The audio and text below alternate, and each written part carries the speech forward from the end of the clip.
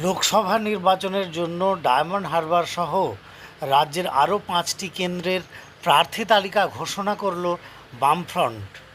বিমান বসু এক সাংবাদিক সম্মেলনে এই প্রার্থী তালিকা প্রকাশ করেন। 15 নম্বর লোকসভা কেন্দ্র সিপিআইএম দেবদূত ঘোষ। 17 নম্বর লোকসভা কেন্দ্র বারাসাত এআইএফপি প্রবীর ঘোষ। 18 নম্বর বসিরহাট সিপিআইএম নিরাপদ সর্দার। 21 নম্বর